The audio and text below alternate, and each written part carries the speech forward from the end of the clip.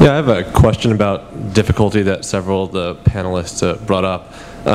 When most of the people in this room think about entrepreneurship and entrepreneurs, the models they have in their head are, basically a few smart people thinking of big ideas, putting time toward that. We think of Google and Microsoft, Facebook, and or coming up with some sort of widget and then figuring out a way to market that and sell it. But in this space, it's not quite the model that works. You have a lot of things that require more traditional project finance that really aren't amenable to new ideas. They want to go with what works. And investors like to see, 50x, 100x valuations, which don't really work either in this space, but you can come up with a lot of great business ideas that are sustainable financially, that have very long time horizons and work as a business model. But, how have you guys seen that bridge crossed, between entrepreneurs in specifically the renewable energy and sustainability space, having an idea and a basic product, getting all the way to actually being able to operationalize that idea with this gap in the financing mechanisms that are out there?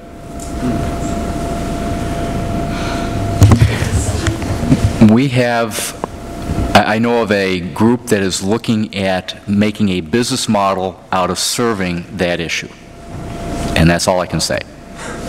I mean, seriously, it's it's sort of like the gap between alpha round financing and third and fourth round financing. That's what happens. Everybody has a good idea, have a small project, you go through $500,000 or $1 million, and then what do you do?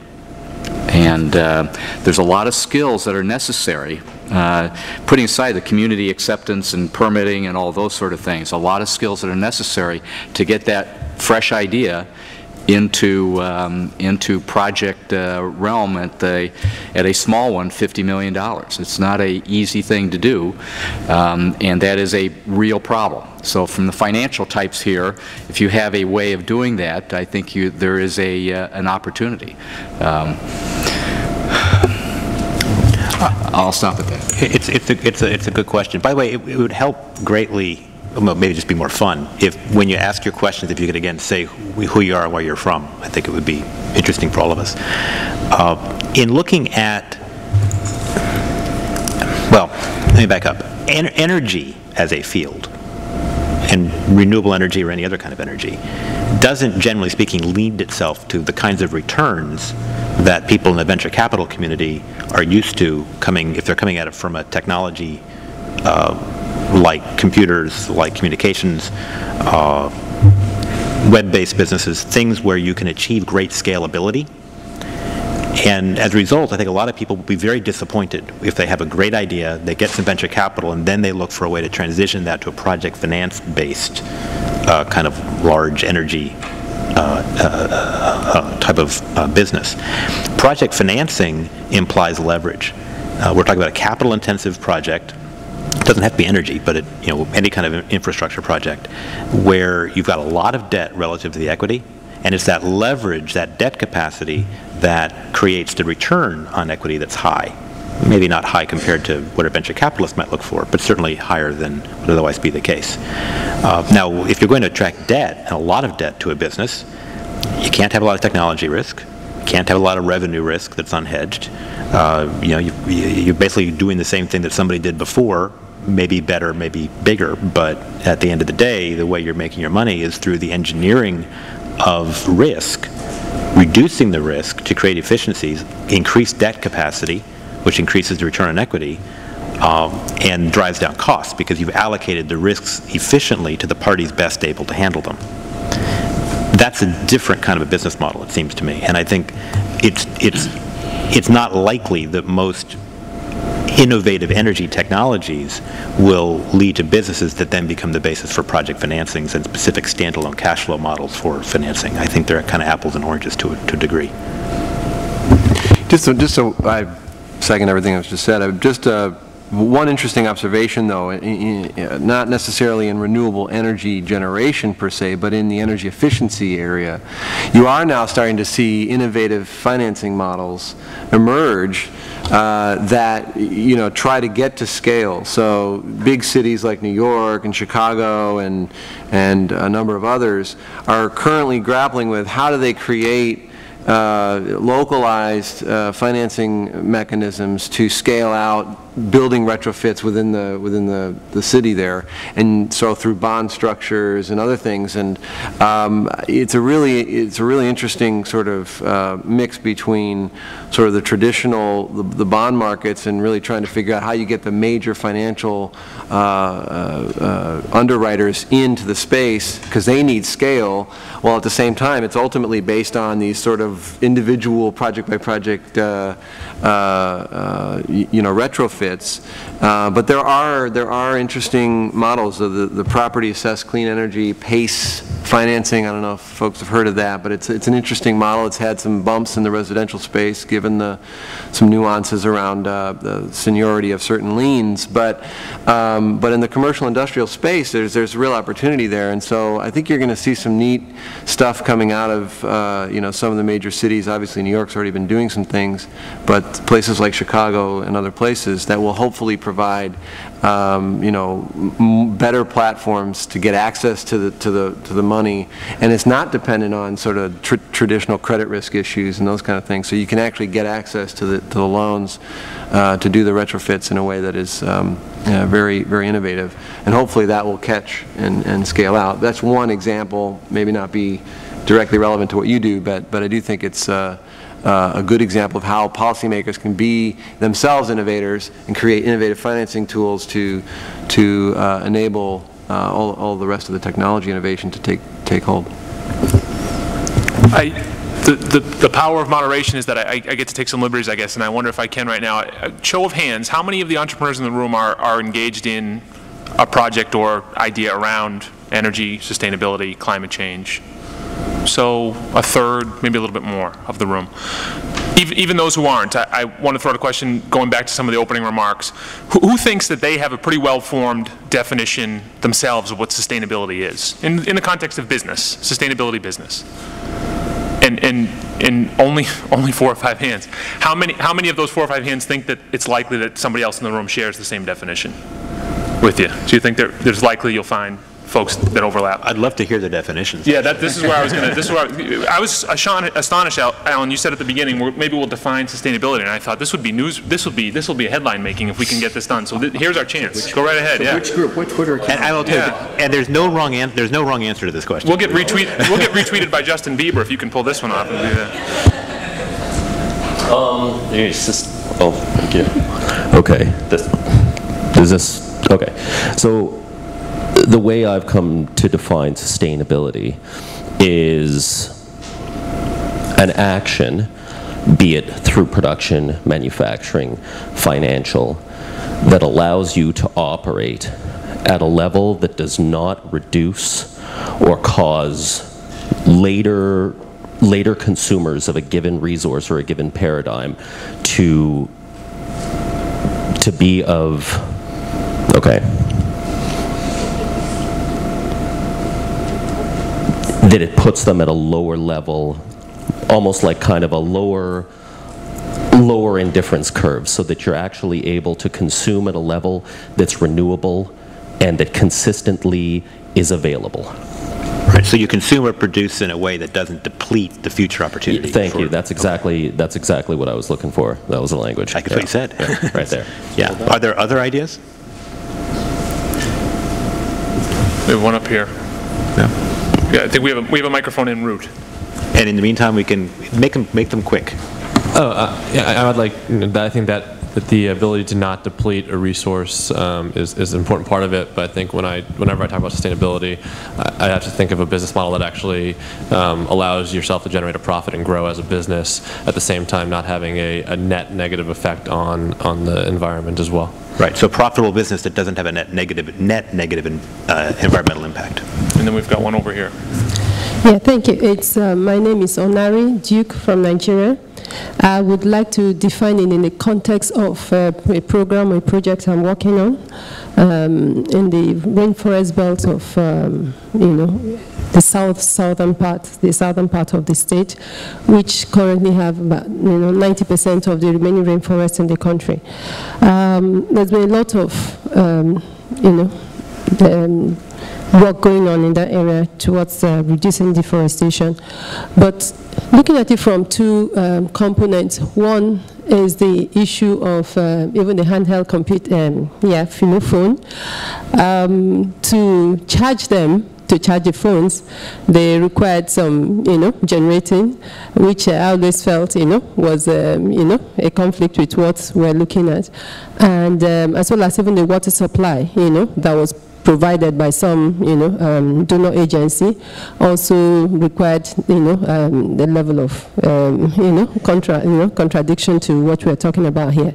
So sustainability for me, while telling the communities to, cooperate with the projects that are ongoing, was to look at, what other stuff they're doing, which would be sustainable in terms of improving the agriculture, and then it still comes in to deal with the willpower of government, because in a particular community where we're working, they're producing, but then there are no roads to help them get this stuff out of the place. And so it's a huge challenge, because on one hand you're saying this will impact on your culture and your community, and at the same time there is need for them to do something that can continue beyond a project level.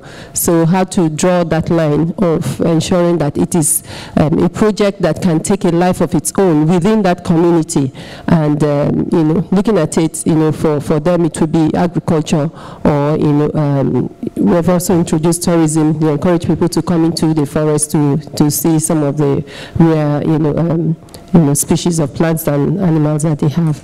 But sustaining that it's a key. Thank you. So that's actually interesting. That's kind of a network definition, right? In other words, how do you have a standalone aspect of change, maybe it's agricultural improvements, in a way that has mindful impacts and connections to other networks, whether it's roads or government policies or power plants, what have you. Yeah. I'm one of these very tiresome people who always recommends a book. So in this context, before we move on, my definition of sustainability comes from a book called The Whale by a guy named Philip Hoare, who spells his name H-O-A-R-E. And I guess depending on whether you've gotten the same paperback edition as I have, you've got to flip to page 78. And on that page, he talks about the village of New Bedford in Massachusetts, which was the most thriving whaling village in the United States and probably in the world in the 1820s and 30s. And the beauty of the homes that were built there in the 1830s and 40s, and the ship captains that owned these homes. And he has a very interesting passage where he talks about how every marble stair on all these houses was a whale ripped from the bottom of the ocean, and every single golden downspout on these homes was a barrel of oil that was ripped from these whales. And now the whales are gone, and New Bedford is in many ways gone as well. And so it's a very interesting corollary with some of the definitions that have been given. We have some more questions, I think, in the back left here. Oh, a sustainability definition. Maybe we'll do one more of those, and then do you have the same thing or a question? A question. So we'll do one more sustainability definition, and then go to a question. Hi everyone, my name is Nicole Rapista and I'm from Essex County College in New Jersey. And our definition of sustainability is that we find a need and created a project that would address it on a long-term basis. Right now we're working on a project that would encourage businesses in the community to go green and to work towards green initiatives. And for us, sustainability is something that engages all members of the community. And what we're doing is we're engaging everyone from politicians to professors, businesses, students. And aside from having them educated about it, we're also empowering them to take action. Because we feel that that's the main way we can get people engaged and get them motivated. So that's our definition of sustainability. Thank you.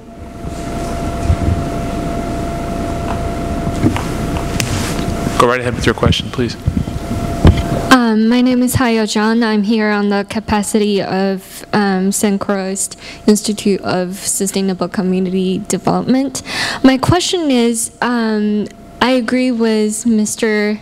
Allan Marx, you have to choose a community to serve.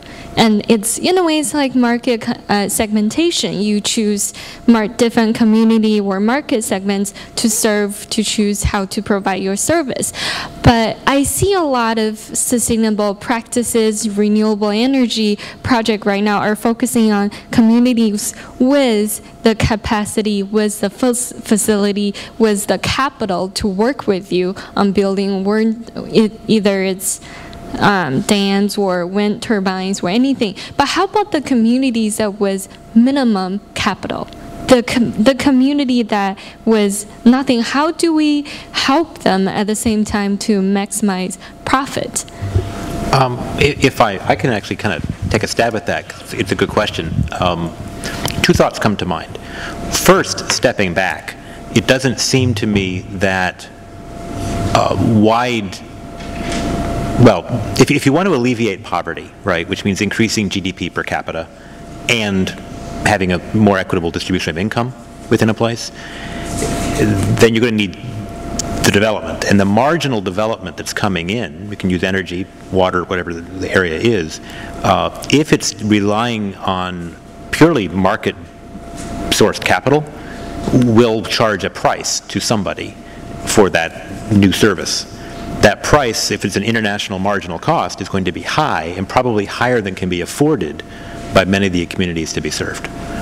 So user fees, retail rates, all of those things will require some form of subsidization. Now, the trouble with subsidies, if you're a pure market economist, will be that they're not going to encourage the most efficient behavior, and people may waste the power, for instance, if they're not paying for it. So there's that set of issues. The second one, though, is one of the roles of government, and it can be a local government, doesn't have to be a national government, is to be an aggregator for users or an aggregator for consumers. It may be that a standalone facility could never support itself and support private investment or loans simply by charging user fees to the community that's served by that. And instead, if a government were to be the buyer and essentially the reseller of that, in many cases, that's how you bridge that gap. And you know, you can see that if you look at, for example, how you pay for roads. You can pay for roads lots of different ways. You can have general taxation, where the government has value-added tax on soap and uses some of that money, or maybe a special tax, like a gasoline tax, a petrol tax, where they use that money and dedicate it, or part of it, to road building. On the other extreme, you can charge tolls to everybody who uses that road, and use only those tolls to pay for that road. Very few roads in the world will survive just on a toll-based mechanism. So you need to spread the cost of that road, which arguably has a social good beyond just the people driving on it on any given day, and you just spread that some other way. So there the government acts as sort of the buffer between what the market or the community can afford and the access to capital to build the facility. Just a follow-on point, if that's okay, I can maybe provide a little bit of a different context too. There's under the Kyoto Protocol, Article 12, there's something called the Clean Development Mechanism, and the concept behind the Clean Development Mechanism is that it is trying to catalyze sustainable development in developing countries, and the underlying economic equation is that the countries have signed on to limit their greenhouse gas emissions, and there's emissions trading that's allowed. And you can invest in a sustainable project in a developing country that doesn't have itself any targets or mandates to reduce emissions, but by being a host to a project that is beneficial to the climate, okay, you can create credits that can then be used by the developed countries to help offset the costs that they have to reduce. And so it's a market-based kind of system that that's intended to try to drive at what you're getting at. But the experience in the CDM, the Clean Development Mechanism, has been that the market has done very rationally, has gone to large projects that have very big returns on investment in countries like China and some others, and the African continent's largely been left out. So what the EU, the European Union has done, which is really the market in the EU, 27 member state market, that is the driver for all of the financial investment in the climate change space, with limited exception to some voluntary market stuff.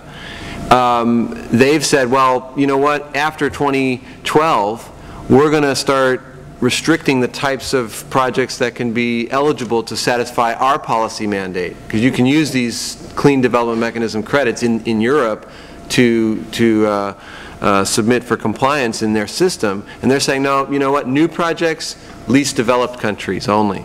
So it's an interesting decision or kind of a shift in policy, and it's intended to do two things. One, to bring the African continent largely into the discussion and to facilitate more investment there, but also to sort of send a message to some of the major developing countries like China, India, Brazil, that they need to do more in terms of systemic policy choices to really take the next step towards the collective action in solving the problem, rather than just sitting back and being a host for these projects and taking in the investment from other outside countries.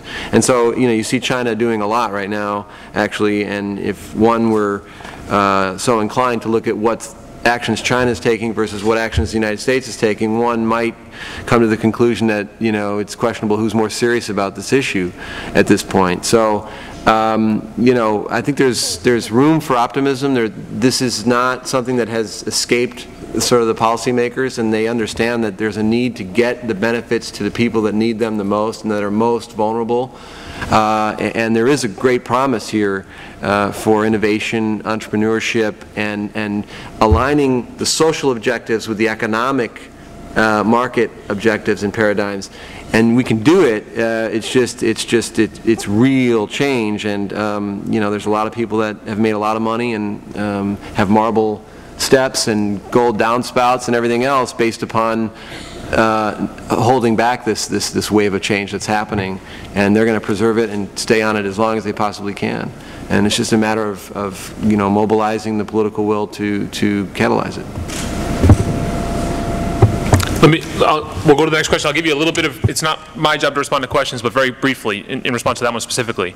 That's where we're headed in terms of our international development at Lime Energy. So, I look at a place like Kiva and what happens on Kiva, and I get excited about that thing. But what gets us even more excited is the notion that we can find out there places where there are perhaps more scalable entrepreneurial ideas, and if we can provide working capital for those opportunities in exchange for a long-term power purchase agreement, there's an opportunity for us to get at some of the models that have been discussed up here today. So we're willing to take an equity investment in a project like that in the developing world and really provide an opportunity for something broader than just a community scale entrepreneurship opportunity. And he's telling the truth, because I told him the same thing before we started, and he said, yes, I'd like to talk to you about my client's technology. So, next question. Hi, my name is Ben Brockman from University of Pennsylvania. Building off the last comment, we hear a lot about China and India as kind of the main focus of developing economies that we really need to focus on for promoting cleaner development. I was wondering if we could, each of the panelists could talk briefly about the opportunities that exist in sub-Saharan Africa and the rapid urbanization that's going on, and how each of the firms are, what's going on to address that. Thanks. S&R Denton is very enthused about that prospect. Rick described what the EU is focusing on in terms of clean development mechanism projects. And since we have 20 offices throughout Africa with strong local partners in those jurisdictions, and we're already active there, when you look at how you develop people, develop places to live and work and have clean water and energy, there's a lot of challenges, finance being probably the biggest challenge. But there's certainly resources there, resources that we wouldn't use in the States or in Germany, for example. But they certainly have resources that, that can be used, but it's a challenge. Yeah, it's interesting. The contrast, I mean, China and India are a lot like the bright lights that keep you from seeing you know, the dimmer stars at night. Doesn't mean the dimmer stars aren't there. It just means you're not as aware of them. You know, sub-Saharan Africa is, with a few exceptions, places where there's lots of resources like Nigeria, thinking especially of oil, but you know, also mineral resources. There are places like that where you're going to see large investments coming out of countries which are trying to buy resources, mainly, where you'll see those sorts of investments, but they're not going to be the kinds of investments which are going to prevent aridization, environmental degradation, the creeping desert, droughts, famines. They're not those kinds of investments, unless the monies which are staying in country are distributed in a way which, you know, reflects different policies than most of the governments in the region are going to have or have shown of late. So I think it's a very challenging question. I don't think that the private capital markets are likely to be as much a part of the solution as we all might hope in that particular area. Sad to say. I think one of the other things that is interesting to me, because most of our business is to get in the way of large flows of capital wherever they are moving around the world, right, and try to facilitate them going a little quicker, to the earlier point. A lot of the money that's coming in to investment, not just in Africa, but generally in primary resources and in energy and in infrastructure, increasingly is not coming from the old OECD countries. It's not just coming from the United States, from Japan, and from Western Europe. It's coming from Brazil. It's coming from India. It's coming from China in a big way. And if you look at some of the ways that those companies and governments in those countries are investing and directing their resources, I suspect that there politically is an opportunity to influence the governments, especially of places like Brazil and perhaps India, maybe not so much China, to influence them to encourage their own nationals to invest in ways that are maybe more environmentally responsible than has historically been the case for purely private investors. And that would have a real impact in Africa in particular, as well as other regions, and could lead to some better change. I think we have a question right up here in the front. Excuse me for pointing, just get the staff. Thanks. Thomas from McGill University and working at Export Development Canada, but not talking on its behalf. The panel discussed how policy making and political will are an obstacle to the private sector driving changes that favor climate change initiatives. And some insights was already brought from the panelists to explain how what kind of policies could be put in place. But I'd like to dig into this question a little bit further, because I wouldn't want to leave the panel with the impression that governments are sort of the scapegoat in this debate. So, what kind of policy tools would you see as being interesting ways to go forward? Should we increase taxation on polluting activities, remove taxation from environmental initiatives, cap and trade, and also what is the role of private initiative in this process in terms of corporate social responsibility and environmental initiatives, especially in developing countries where the political leadership does not have the environment as a top priority. Thanks. Maybe I'll take the first crack at that. So I'm, completely biased in my response because my business has been based on understanding the policy instruments that can give rise on sort of a nascent infrastructure around the markets over time. But at the end of the day, the market has functioned in Europe because they have the policy instrument in place, and it's a tool that unleashes the private sector. It's a relationship with the private sector. Doesn't dictate, command and control, and make all the choices that the innovators are much better at making than governments are. It says this is a problem. We're gonna fix the emissions in the atmosphere, because we know that as an environmental issue, there's a social objective there that we can sort of manage and control. But the individual decisions on how you catalyze innovation, what technology should be deployed, what technology shouldn't be continued, that all gets sorted out in the market the way I think it should. And the truth is, there is a cost to carbon emissions, and we're all paying it. It's just that the actual emitters have been socializing it since the beginning, because we have, as a fiction, created this as an externality, when in fact it is in fact a real cost. And we're now seeing the consequences in many places. When we talk about water scarcity, and we talk about threats to storms, and we talk about Alaskan villages having to be relocated, and small island nation states having to be relocated, these are all real costs and effects from the consequence of climate change. Now, I'm not a climatologist, and so I don't want to debate the science. I've convinced myself that it's happening, and if you do that and you feel that you're convinced, then there's a natural question. Well, what do you need to do about it? I'm excited about the opportunity to have policymakers join with the private sector to create the solutions. I mean, it's very interesting.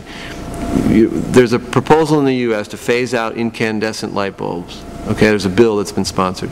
Now, one party in Congress has tried everything they can do to repeal that. All right, and you'd think, well, because they're on the side of industry, but actually, Philips Lighting, a major corporate interest, is like, no, we like this, because that creates the platform for our innovation. And guess what? We've innovated the next technologies, and we need a platform and a market to really scale them out, the LEDs. And I just read a blurb that China's thinking about phasing out incandescents. And so there's great roles that government can play. And the Obama administration has announced the fuel efficiency standards for cars up to 54 or 55 miles a gallon or something by 2025. That's significant. That's really good stuff, and it's going to lead to innovation and technological, innovation and change. So there's great things to do, but at the end of the day, it's such a huge problem. It's such an existential challenge that we all have, that it requires big actions and small actions. So the answer to your question, is it taxing, polluting things? Is it less taxes on the clean stuff? Is it cap and trade? Is it other fiscal policy? Is it renewable portfolio standards? The answer to that is yes. It is. It's all of that. And there has to be aligned, systemic, thematic policy that's consistent, because too often the policymakers will have a bill in isolation to get passed, as some sort of tack on to something else, and it's doing some good, but it's inconsistent with the overall governmental policy.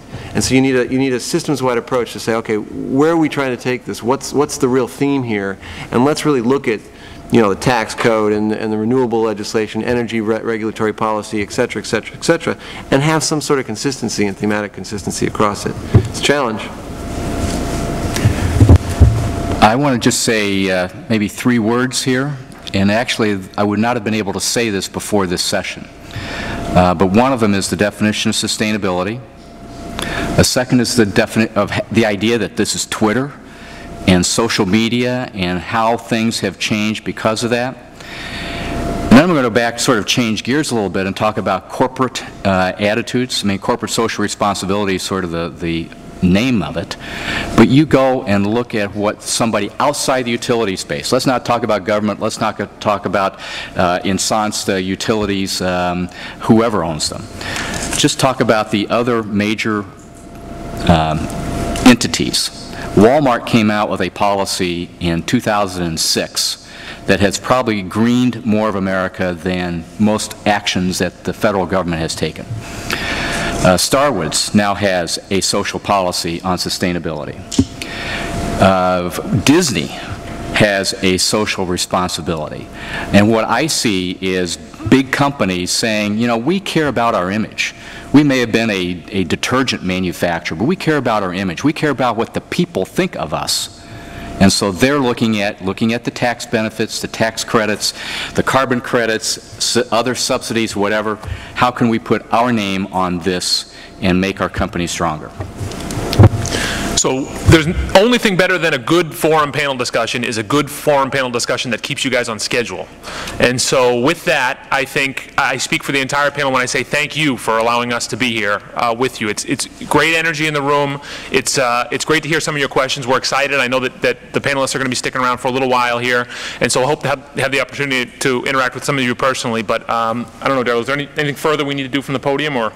I think that pretty much wraps everything. Okay. Okay. Well, thank you very much for having us. Thank you.